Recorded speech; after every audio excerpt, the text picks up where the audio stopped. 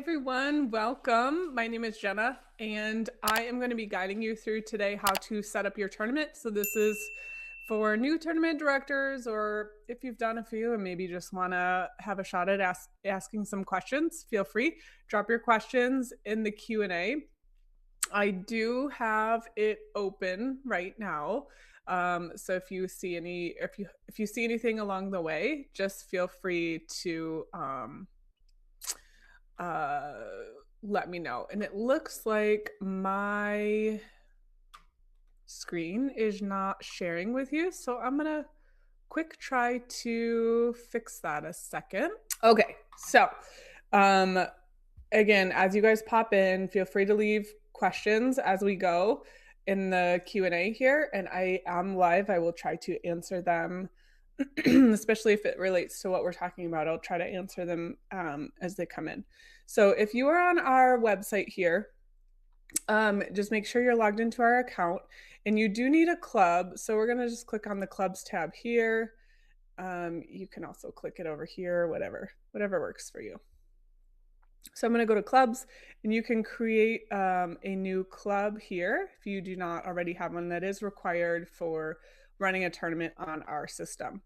So once you have your club set up, we've got to do a little bit of work on the back end, and then you'll get an email once it's all set up.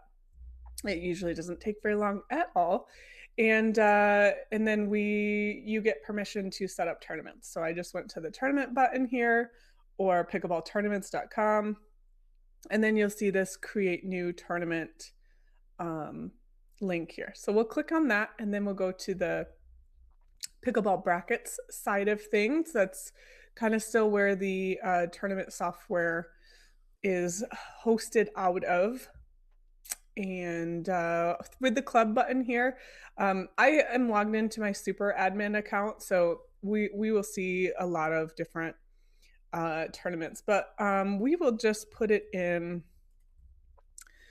This is the biggest tournament that I run is Earth Day Open with Revlin Sports out in Grand Rapids. It's about 500 people, so we will just do one for them and call it a demo tourney. And then you can do templates down here. If you want, you could also do. We're going to either do a blank tournament, start from scratch, or do an advertise only. Don't pay attention to stuff down there because that is me as an admin, and I can see a lot more templates. Okay, so once we get into our demo tourney, we will be brought to the basic info section, and there's a lot of information here. So just pay attention to what you need to pay attention to, because not everything is going to apply to you. Some things are PPA specific, for example. Some things are USAP specific, for example. So we'll just kind of work through here. We are in the United States, so we'll leave that. We do not want this to be hidden, so we're going to leave this. Here's a couple other customizations, right? Do we want to block withdrawals? Do we want nobody to be allowed to block? That's not or to withdraw. Then we can block it. It's not very common, but it's customizable if you want that option, right? Player texting. It's either you guys will either see no or yes. Obviously, as a super admin, I have especially for demos and stuff like that. But I will delete this tournament later. So we will just do yes, and it's 25 cents per player, not per text. So I'm going to have text notifications on. I like to have text notifications on personally because it's only 25 cents a player. That's really not too bad. It gives me a really easy way to communicate with players. I've had it before for weather delays where we've had to call people back. So I go into a specific bracket and I text them and I say, your bracket, there's enough courts dry. You can start your bracket again.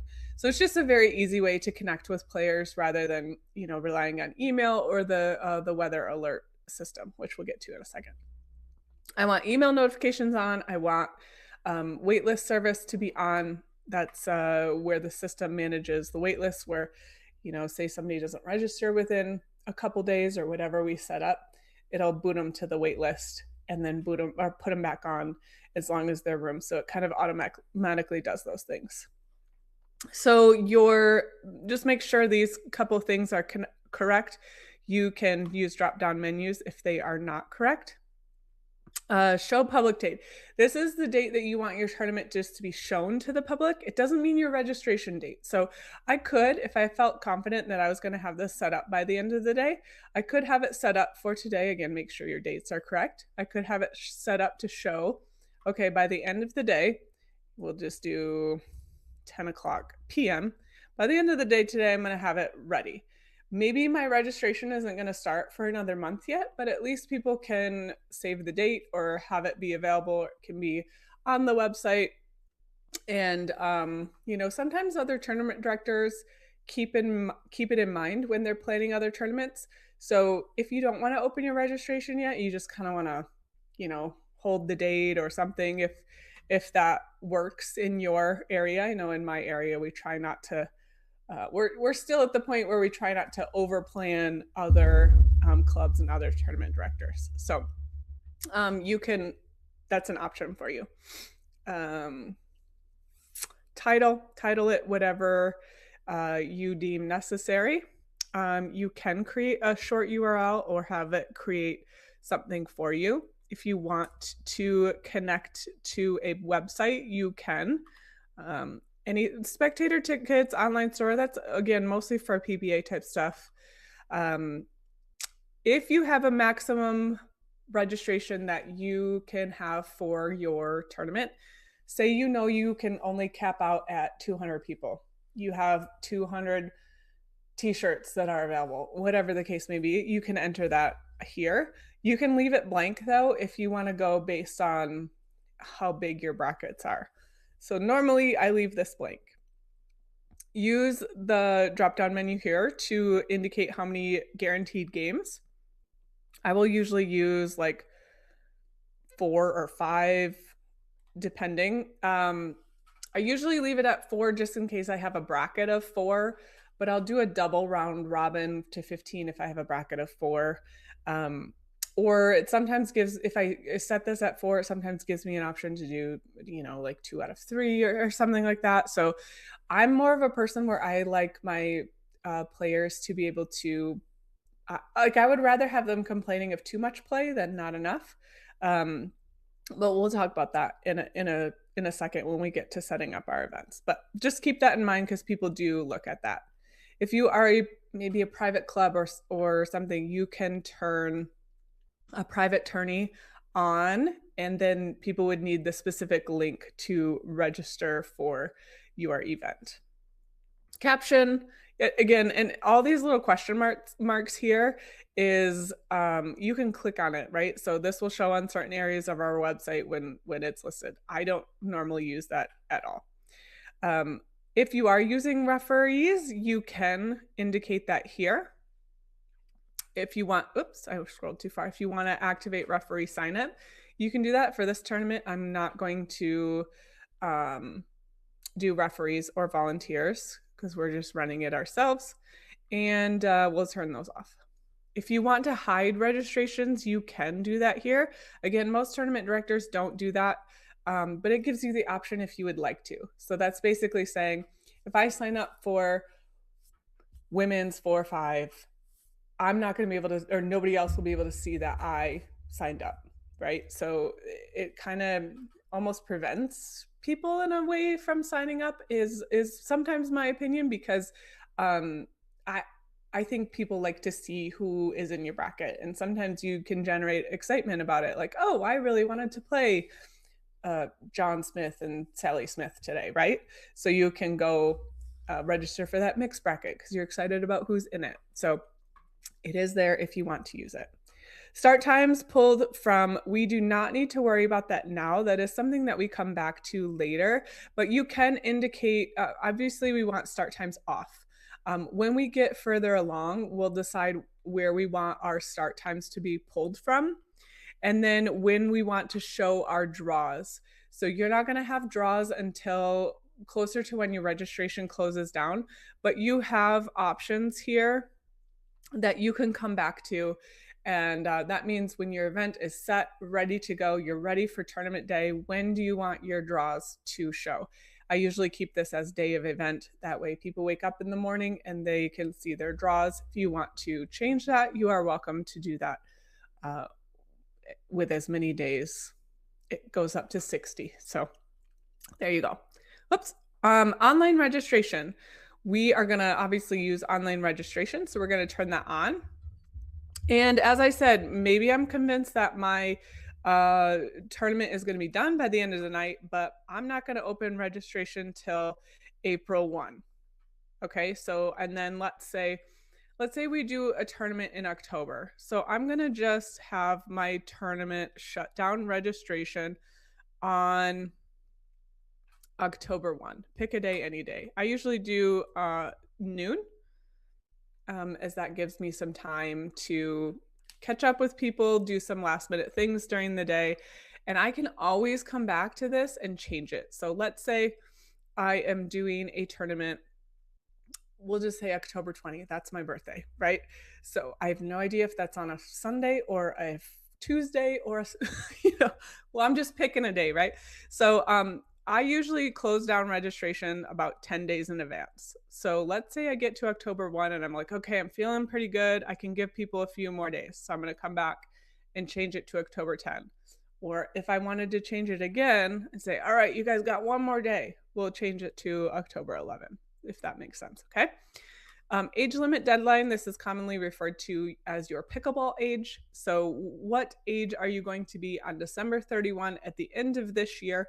And that determines your pickleball age. So if you are 49 and you are turning 50 later this year, you would be able to sign up for 50 plus events.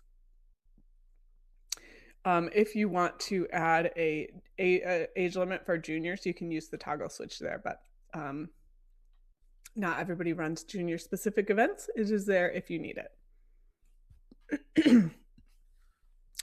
Maximum events per registration. You can limit that if you desire.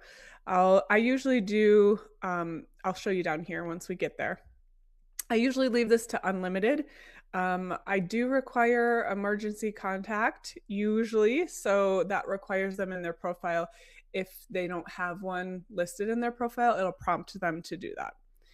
I like to turn this off because sometimes people manually add their partner if they can't find them on pickleball.com.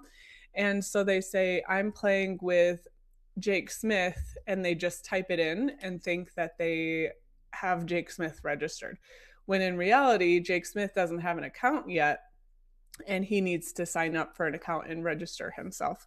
So I usually disabled it. Yeah, if you want people to be able to just type in their partner, and if they don't have a pickleball account or a pickleball.com account, they can add them in.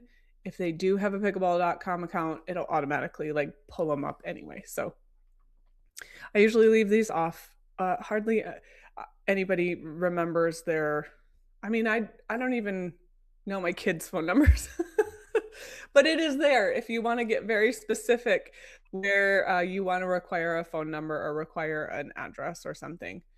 If you so desire that, it is there for you. I usually leave those off. Always leave those off, actually.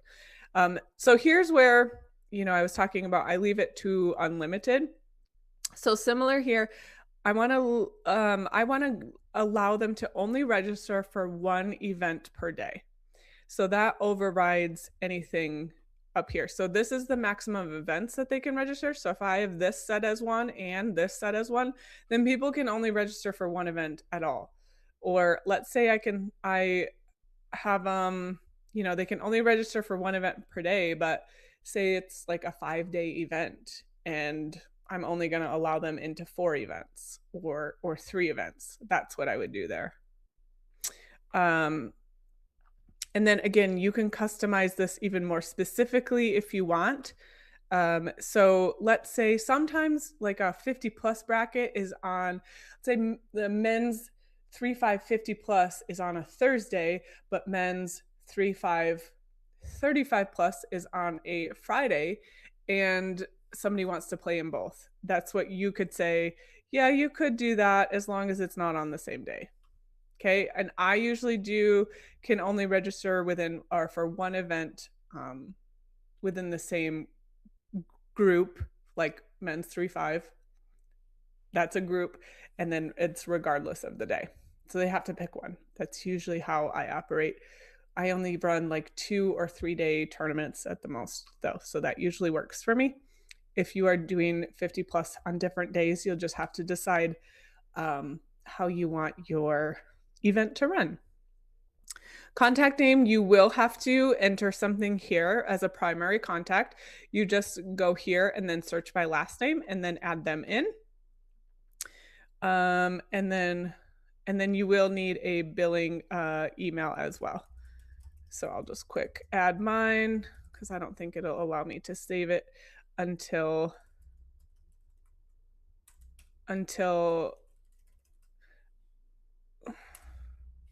there we go.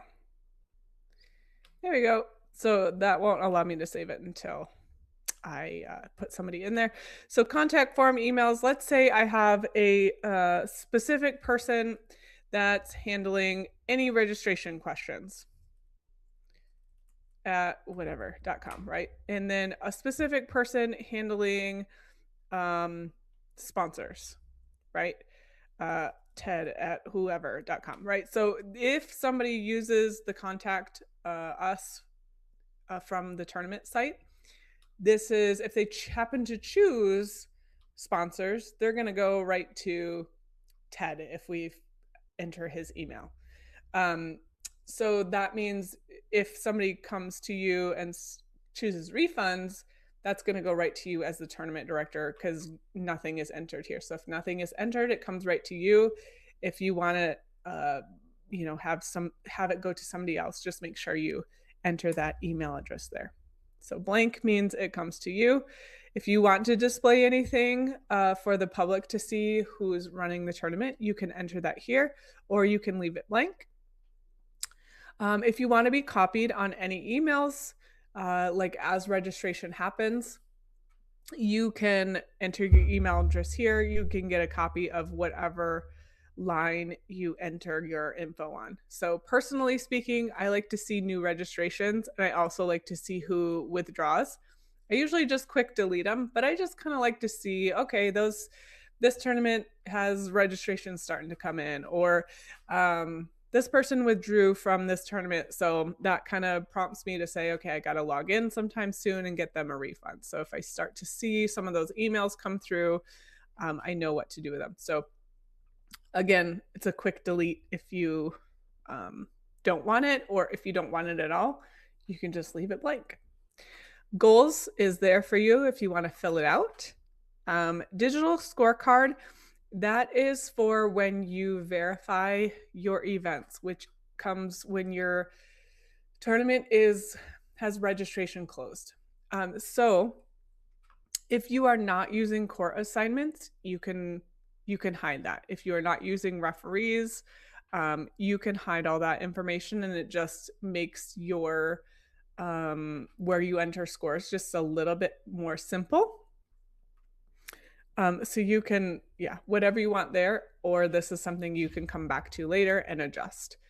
All of these settings, unless indicated, are all editable afterwards. The only thing really that's not on this page is the texting. So once you turn it on, you can't turn it off.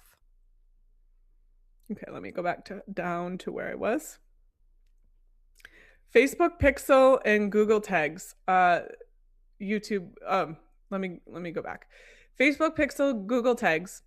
That is not something we provide support on. What I'm told there is if you have these things, you know how to use it. From what I understand, it is a tracking system. So if you have a specific Facebook ad, you could put it in here and see how many people come to you. This is not something that I am familiar with how to run. Again, what I'm told is if you know what these things are, you know how to use it already. And it's not something we provide support on. If you are broadcasting your tournament, like on a live feed or YouTube or something, you can enter your playlist IDs here and your API keys. If you are using a lottery, I would say let us know because it gets a little complicated and there's specific instructions. 99.9% of the tournaments on our website are not lottery. So this is a very specific thing. Like Beer City Open is a lottery up here in Grand Rapids. So everybody registers, and then it's up to the system. There's certain settings to determine, how many people get in, because more than what the tournament can handle want to register. And so the system kind of decides for you based on what the parameters you set up. So bypass this if it's not something that you want to mess with. Template, I'm going to jump over that because that is specific to super admin. Additional info, if you want to allow pets, alcohol, food, just use toggle switches here, or skip them if you don't care. Use a description here. This is basically what your event is. I do actually have a tournament open here, so I'm going to quick go to that tournament a second, and I'll go all the way down. I'll show you what I've done for the description. Just super easy. This is a tournament I'm running, not this weekend, but the following weekend, March 7 and 8. So it's just saying, welcome to our tournament. This is what it's for. It's for the Holland Charter Township New Community Center to raise funds for the scholarship program there. And then in additional registration details, it'll just give all the basic information. So what I'm trying to do is prevent a bunch of emails. So people saying, why did I get bumped to the wait list? Well, it says here, your partner must register within 3 days of your registration, or you'll be automatically waitlisted. You'll go back in. And I've also said, because people will say, well, your event is full. Are you going to add more people in? So I'm trying to answer that question as well. Please sign up for the wait list. If your event fills up, we'll fit you in if we can. We've reserved the right to change brackets, again, so that people know that you as the tournament director are trying to make the best decisions for your tournament and for good play. Sometimes that means, unfortunately, especially with those older age groups, that they get combined, and this helps prevent people from being upset about that.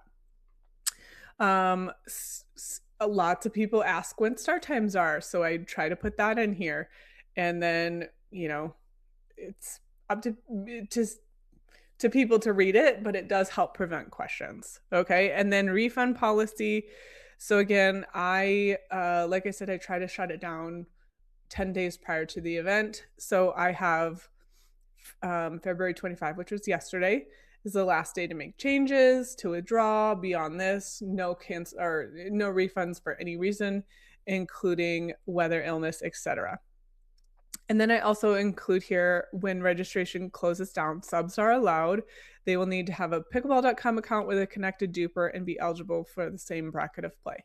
So what that means is, let's say I'm registered for a women's 3-0 bracket and I can't make it anymore, but I want to try to have Sally, who is a 4-0, play in that bracket. Well, she can't do that because that doesn't match up. So sometimes the ages don't match up.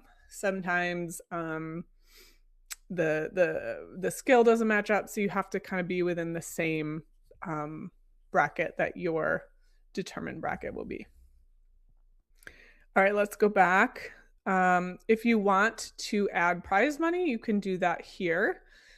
If you are doing a over $10,000 prize event, there may be some service fees that apply for that, some extra service fees, but otherwise just skip over it. Most tournaments these days don't quite get so high.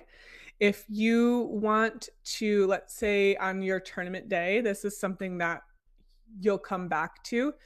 Let's say it's raining on your tournament day, you can turn on the weather alert. And that means when I go to the tournament page, it'll say it'll have a pop-up box that says whatever you've written right in this section here. So I usually use this on for example, I've used it on a Friday night when the tournament starts on Saturday morning. Hey, we're aware of the rain coming. We will be to the courts by 7 a.m. and we'll have an update posted here by 7:15. Something that lets people know, prevents emails, and then you can update it. You can just erase it and you can just say 7:15 a.m. update. This is what the courts look like, et cetera, et cetera. Some people use this pre-tournament to say this is an outdoor tournament with no indoor backup, just to alert people that the kind of conditions. Health and safety, that's not really a concern anymore. However, if there's anything that pops up, you can put it here. That was created with the COVID thing, and it's still there if anything ever were to pop up, maybe in your local community or whatever. So that is that. That's kind of the biggest thing. Once you're done with that, just hit save and proceed next. And I promise you, not everything will be super complicated. That's like as soon as you get done with that page, you can take a breath. So registration costs. You can give discounts or charge for any of these things. So say you want to do a senior discount. I'll click yes here and you see how I added a senior discount here. So I might say I'm going to subtract $5 or something like that. I haven't messed with that at all. I have just done straight registration, but it is there for you if you want to. A lot of times some people will do like club member registration. And if that means they have to be a member of your club within pickleballclubs.com. So if they are a member of your club outside of our system, that's great and lovely, but they have to be a member of your club within your pickleballclubs.com main club account. Otherwise, there's no way for our system to recognize that they are a member of your club. And then registration costs. So you can see that there is 10 lines here. Basically, once you enter a cost and somebody registers with that cost is not deletable. So you can always change your costs if you mess up or if you want to change it later and you want to say, oh, I'm going to charge $45 instead of $50. And so you can always change it, but once somebody registers, these delete buttons go away. So there are options. You can see these are kind of grayed out. It gives you an idea. You could do an early bird, and we could say anybody who registers in the first month, we will give them a $10 discount. We're going to charge $50 for this. And then we're going to say once May, let's find May. Once May 1 hits, we're going to charge them $50. Okay? Or we could just do registration at $50 and call it good. Okay, that's usually what I do. Sometimes I do mess around with like an early bird discount for a couple of months just to kind of get support from the community. It's up to you and how you want to run your events. You don't have to fill this out. It's just giving you ideas. So if I want to just use registration, $50, I just hit save and I'm done.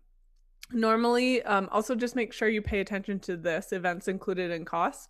Right now it's set to 0. You can do all events, you can do one, whatever. I have tournaments that do this where they say, okay, it's $50 and you can play all 3 days if you want to. Or $50 is the registration, but each specific event is going to cost $5. Or $50 includes your one event. And then after that, you can set an additional fee as well. I usually do one personally. Again, all in how you want to run your event. And again, you guys, if you have any questions for me along the way, feel free to put them in the chat. So we have a couple Stripe we would have to set up a Stripe account. So we can activate it here.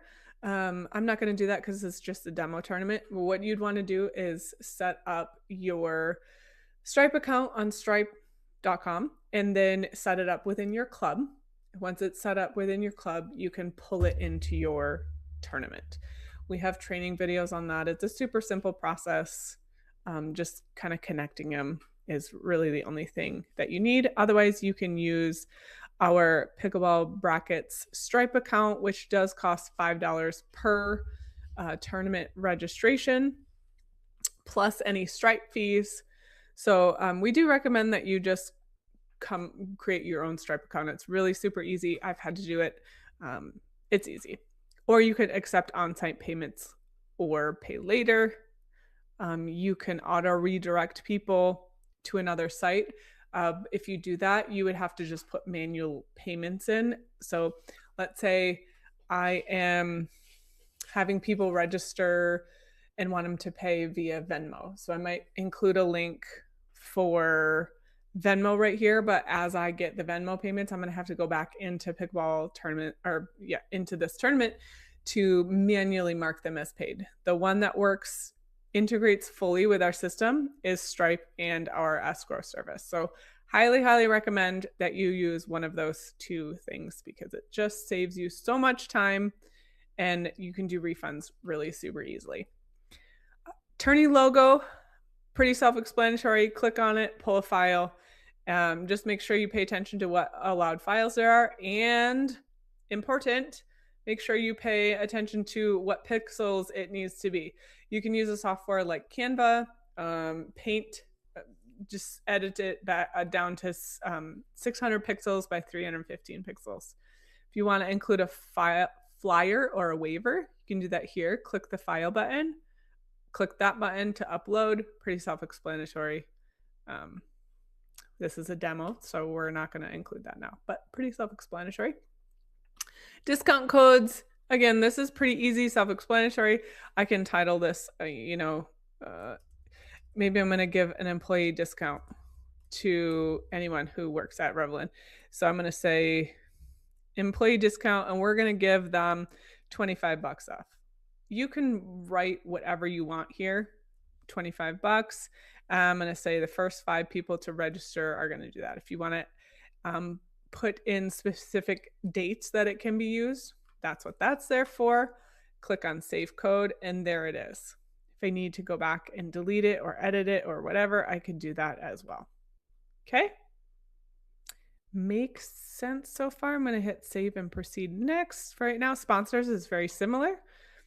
You have different levels of sponsors. You can do upload a logo for them.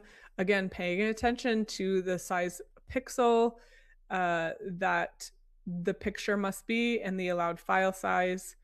All of these you can enter. You can also just enter the sponsor image if you want to. So that is that.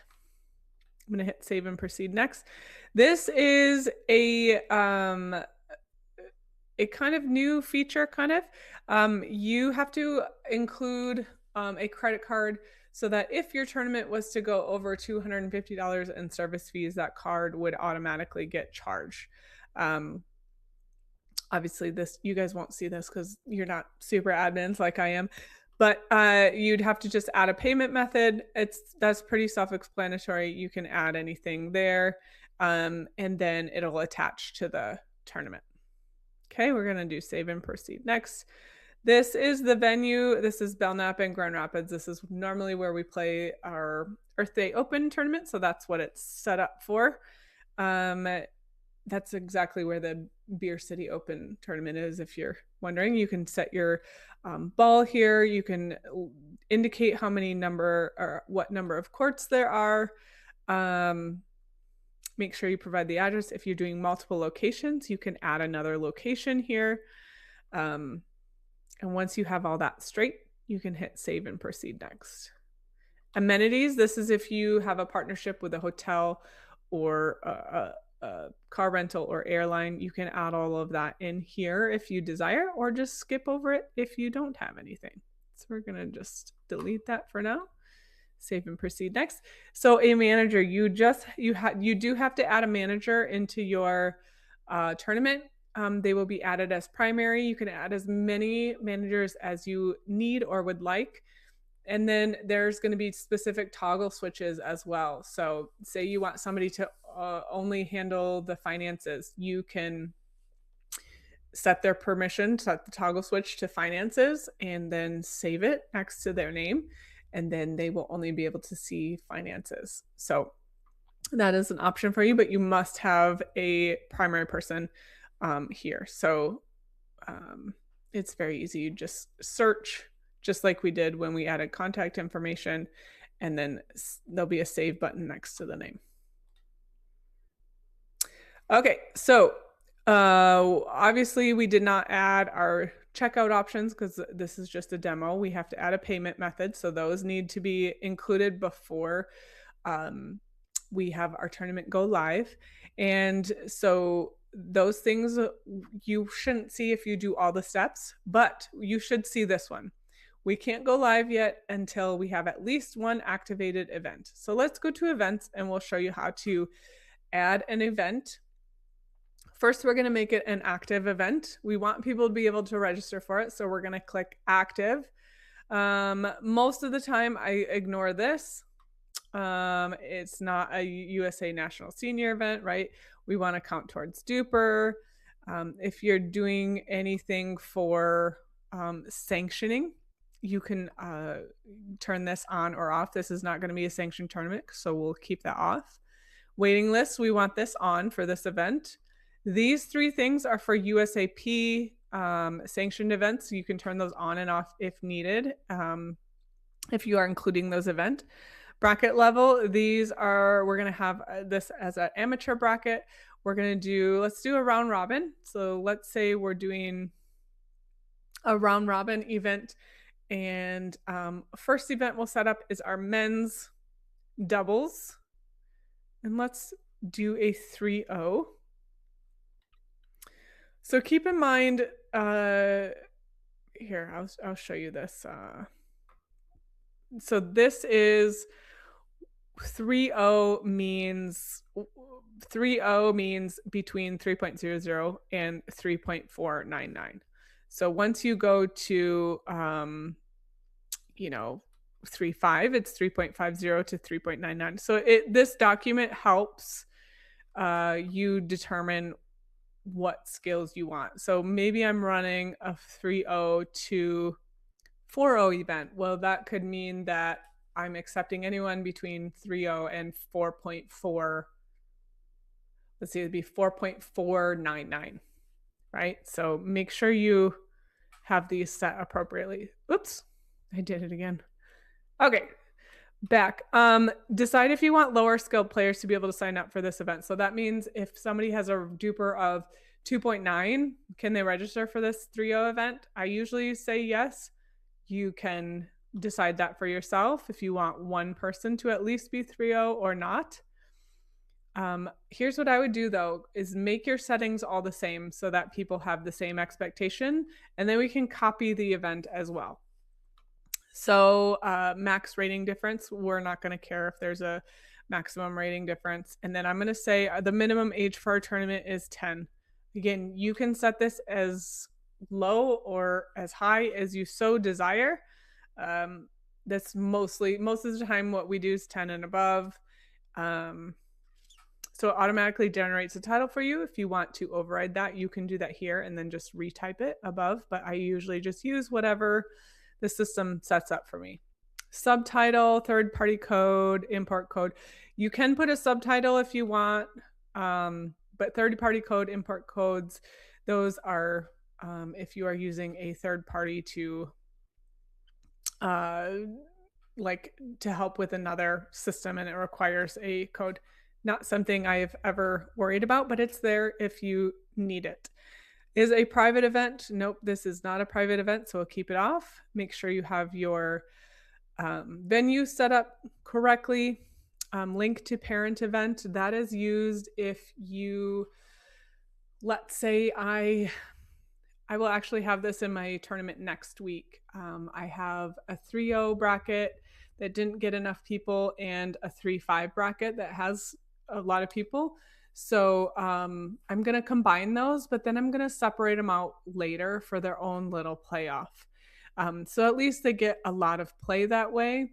So I would link it to a parent event if I needed to go that route. So again, that's something you don't normally determine until your registration closes down, or you've done a few tournaments and you know that you set it up already. But normally I just wait until I see how my events have filled up and just determine if I need to add any other events specifically. Okay, allow need a partner. So do you want me to be able to sign up for your tournament and say, hey, I don't have a partner? And that means Sally can see me online and email me and say, hey, I saw you needed a partner. Any chance you wanted to partner up? Right? Or you can leave it off and it would require them to have a partner.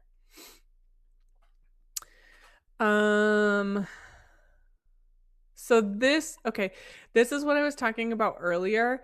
If like allowing only one person to, or allowing a person to play in only one event, this can be overridden in event specific ways. So let's say I had an open event where anybody could register and I said, you could also play in like men's 4-0 or something if you wanted. So that's where I would override it and say, hey, yep, you can register for 2 different events, or you can be registered for these couple specific events. Or my example earlier where I have to combine my brackets, and I will override it here because it's going to be on the same day. That the combined bracket will be on the same day. So I need to be able to register them. So again, that is later, not specific to any setup now, but it can be overridden if you overridden. I don't know that that's the right word. Overridden if you need it to be. If you have a maximum amount of teams that you would like to allow, you can set that here. So let's say we know already that we have a maximum of 10 teams per event, right?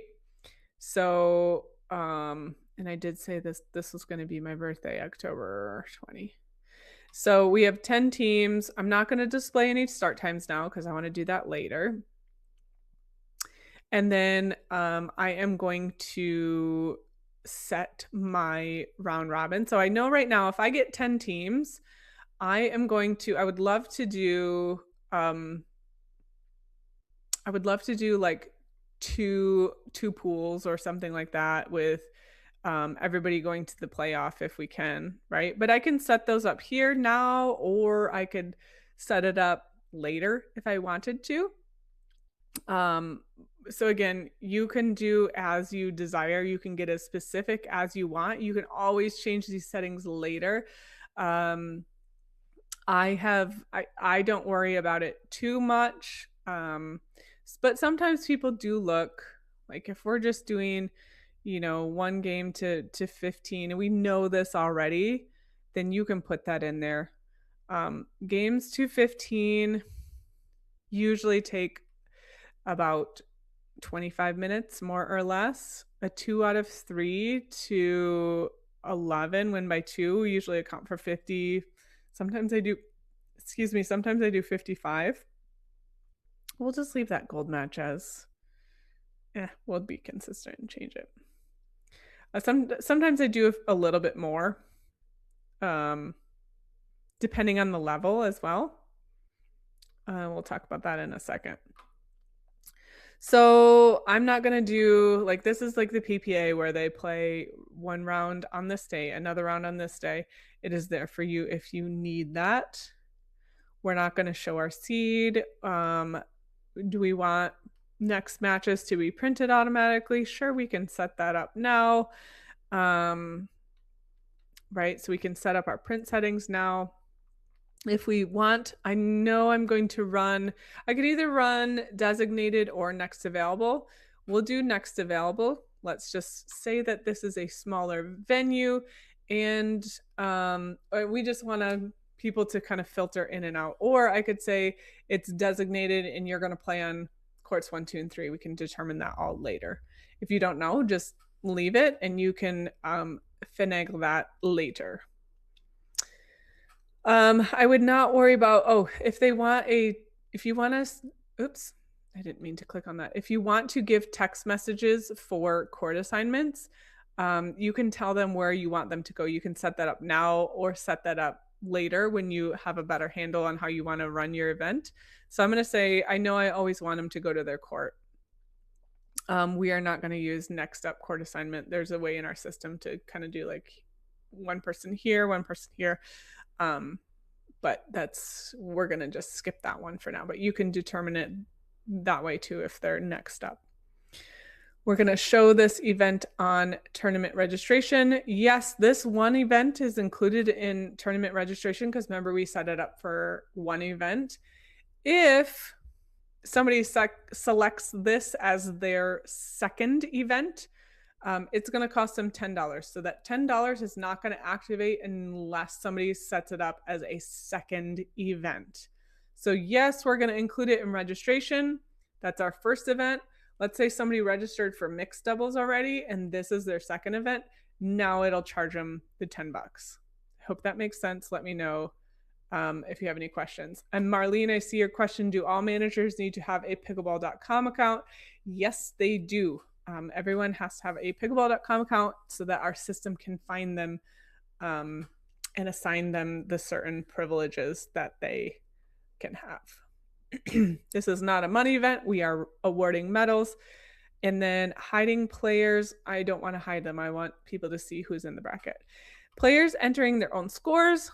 I love this feature, you guys. I ran a tournament over Thanksgiving and we got really good feedback about it. So I'm gonna do that at the tournament next weekend.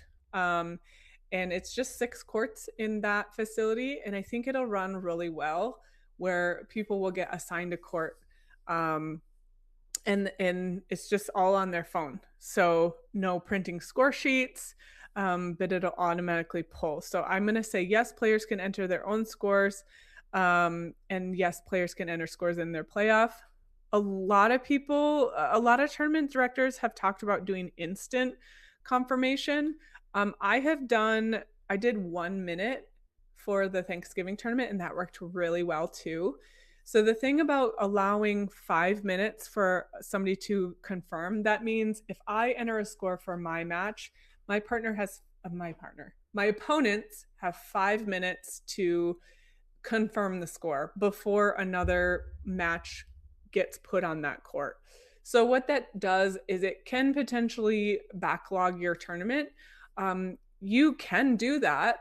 Just make sure you're accounting for that in your time, right? So if you're going to have everybody potentially spend 5 minutes, confirming the score, you can do that. So what I did was 1 minute. So I enter a score. My opponents have 1 minute to confirm. If they don't, it's an auto confirm and the tournament keeps rolling. If there's anything that if somebody entered a score backwards, which has happened, it happened 2 or 3 times in the Thanksgiving tournament, then they come up to the tournament desk anyway. So because people are coming to the tournament desk anyway, give them an instant confirm, 1 minute confirm, but do whatever you see fit there. Just kind of extra tournament advice, if you will. So that's the end of our settings there. I'm going to hit save. And then you see here, manage age splits.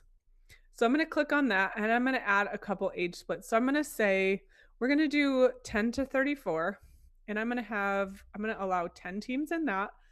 And then I'm going to do 35 to 49. I'm going to allow 10 teams in that. And then I'm going to do 50 and above and I'll allow 10 teams in that. So I will allow older people to register, but I'm going to say that at least one person needs to be in this age split. So for me, this might mean like, okay, my son is 15, right? And I am 41. So my 15-year-old, if I didn't have this on, my 15-year-old would have to be required to find a partner between, oh, I know this is men's doubles. I just realized that. let's say he's playing with his dad. So let's say his dad's 44, right? So that means his dad would not be able to play with him in this event unless this is checked. So now my 15-year-old, because this is checked, could play with his dad in this event, right? So you can usually always play, an older person can always play to a more difficult bracket. So an older person can play to a younger person's bracket because it's considered harder.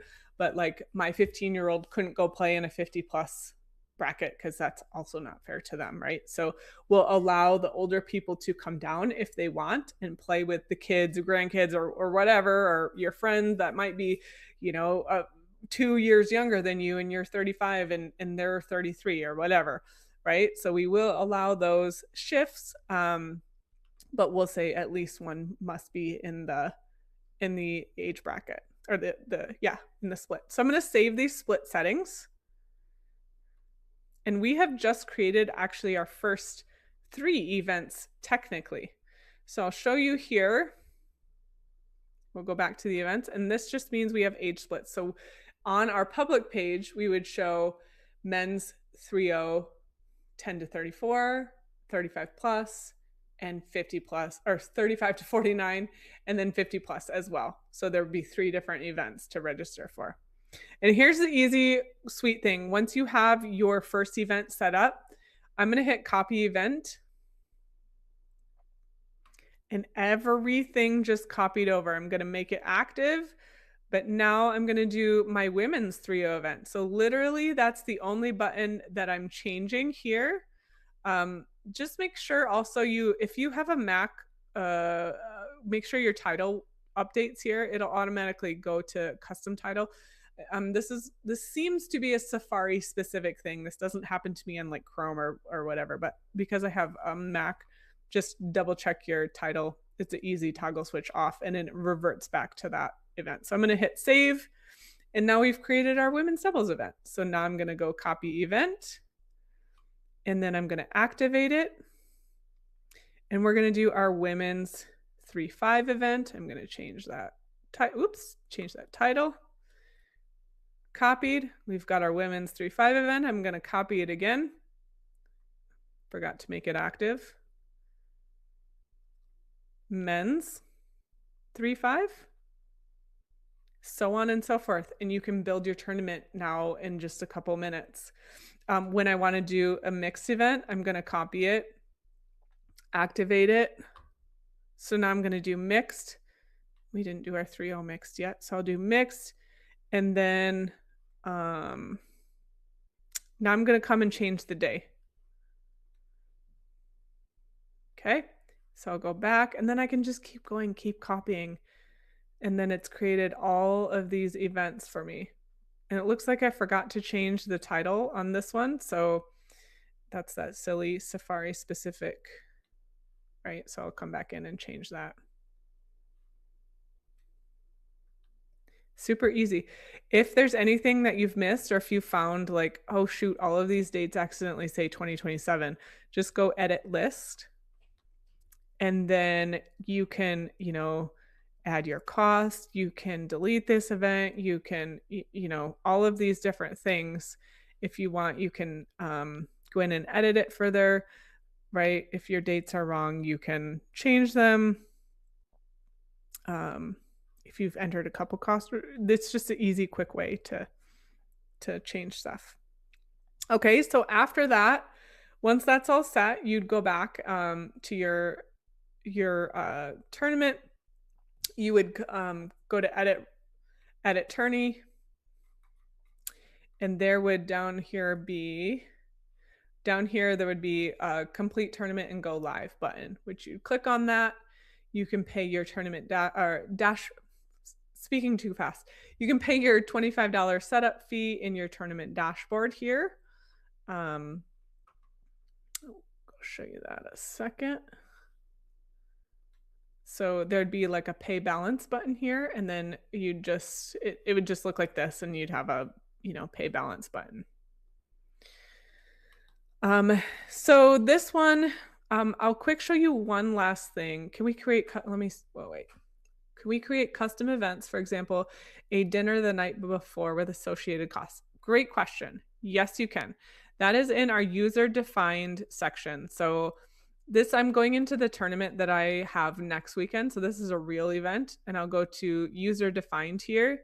So if I want to add an event that is not like a pickleball bracket, I can come in here and I could say, I want to have, do you want dinner the night before, right? And then shorthand dinner. Let's say we're gonna require, no, I'm gonna leave that off for now. I'll show you why in a second. Let's do February 1. Available to players. You could do available to guests if you want to. Is the user required to answer this question? We're going to force them to answer it. We're going to show it on the check-in screen. We'll show it on the receipt. There could be a fee associated with this question. Can the answer be changed? Potentially, but we're going to limit them. Oh, February 1. Let's see. I'm just making stuff up here. June 1.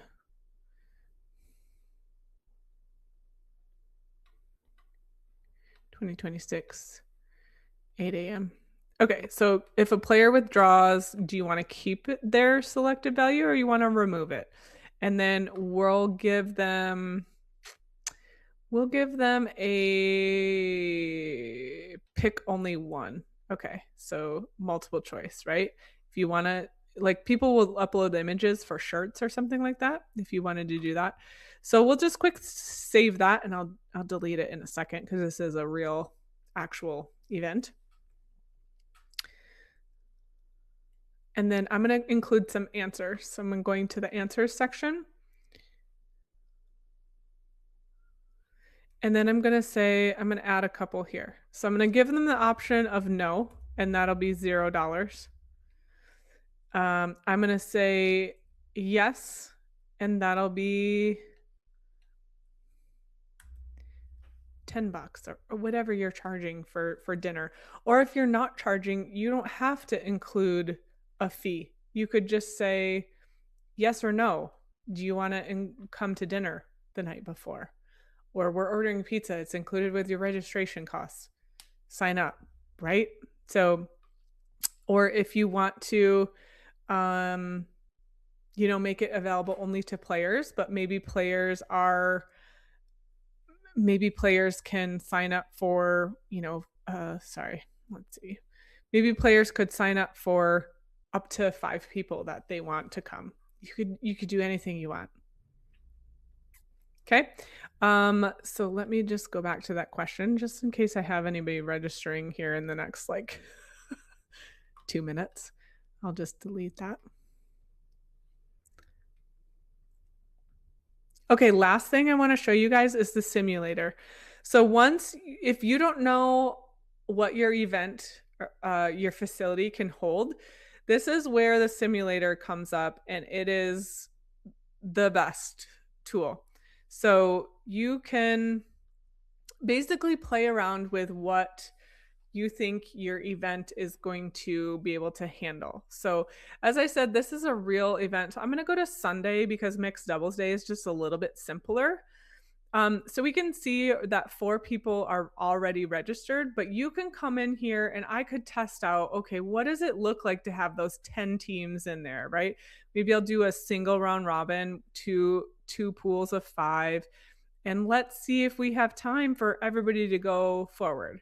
We're going to play 1 game to 15 the whole way so that we accounted for about 25 minutes, right? Single elimination. So we could test that out. It's just like a test center, okay? So you can play around with this however much you want to. So because I already have my my pools in here, my registrations in here, I'm gonna say these guys. Hold on. These guys, oops, wrong way. These guys are gonna do just a double round robin to 15. So they'll play, it'll be about 25 minutes a game. There's 4 teams. That still is what, 70, 75 or so points at the minimum that they'll play. So this one, I would love to get another team there. So maybe I'll test 10 matches, or maybe because registration closed down, now we're at 9 teams, and I'm going to change it back to all teams and no playoff. So everybody is going to do a round robin to 11, and that'll take about 20 minutes. Because this is 4-0, I might say 25 just to be safe, but sometimes those games go fast. If this was mixed doubles 4-5 or 5-0 and it's a 1 game to 11, I would for sure put 25 minutes, if not 5-0, sometimes 30. It's something that you just have to get a handle of how your community operates. I have like 3, 5, 50 plus for me. That one runs a little bit slow, or the 50 plusers maybe that are even 4-0, but it seems to be 3, 5, 50 plus. They do run a little bit slower. And I love them all. They love to talk but it just runs a little bit pokier, right? Especially on a hot day. If you're in the peak of summer and it's going to be 95 degrees, you're going to want to bump up your times a little bit because it's going to take longer to get your events done. Hal, yes, this is being recorded. You guys should get an email in the next day or two with a link to the recording. Okay, real quick, guys, because we are at the 1 hour mark and I don't want to keep you too much longer, but this is the center where you can play, you can mess around with your start times, just determining, who's going where. We've got 7 teams here. It's going to be round robin to 15. We'll do next available. If you wanted to do designated, you might need 3 courts for this bracket, right? But we're doing next available. 8 teams. We will do round robin to 15. That'll be 25 minutes. Okay, last but not least. Oh, this is I have 1 team in my 4-5 bracket, so I'm not going to include them, and I am going to include them in my 4-0 bracket, and I am going to do I'm going to see, let's see. I'm going to have everybody play elimination round to combine the two teams after that. Okay. So that's how I'll run that one, and I can just medal them separately. So once that's all done, I'll click save this day, and then I will show you real quick what it looks like. It does take a minute because it is generating an entire schedule. So we are on Sunday. This is the drop-down menu where you can view Saturday or Sunday. We are on Sunday. And so based on our schedule and our start times, it looks like we would be done sometime around 2:30. Not too bad. What I'm looking for is a little bit of space. We're just running a standard round robin. So I could do something where, maybe I move this event up a little bit because I do have some room, but it's a play. You can just play around with it. Okay. So it's just basically to see, you can put in however many specifications as you want, and you can play around with it to know what your facility could handle, what your events could handle, and then you can go back into your events and decide how many maximum number of teams that you're going to allow in a specific event. Okay, so hopefully that makes sense. If you guys have any questions, support@pickleball.com. We do have tutorials on our YouTube page. Pickleball Play Solutions is our YouTube channel. There is a whole folder in there about Tournament Setup 101 that goes through this whole process. We have a tournament like how-to folder as well with more specific things like setting up your event, how to do the simulator. Steve, you were asking about the user-defined section, so there's videos on that. There's a video on how to have your players enter their own scores. There's videos on almost everything, and if you guys can't find something, let me know and I can get it added in there. So thank you guys so much for joining me. Adam, we do usually offer a like how to run your tournament the day of, and I can probably do that here shortly as well, get that added to the schedule, and you guys just keep an eye out in your email. And I can get that in there. I can squeeze that in. So there is one already out, like on a webinar on our YouTube page. There's a webinars folder, and there was a part 2 that we did last year. We just haven't done this one in a while. So I thought I'd give you guys another opportunity to ask some questions live if you wanted to. But Adam, just in case we can't get it on the schedule, I don't see why not, but head to our YouTube page, go to the webinar section, and then look for part 2 of how to set up your tournament. Okay. Awesome, you guys. Thank you so much for joining me. Sorry that we went a little bit over. It's a lot to cover. And yeah, I hope you guys have a really wonderful rest of your day. See you next time. Bye.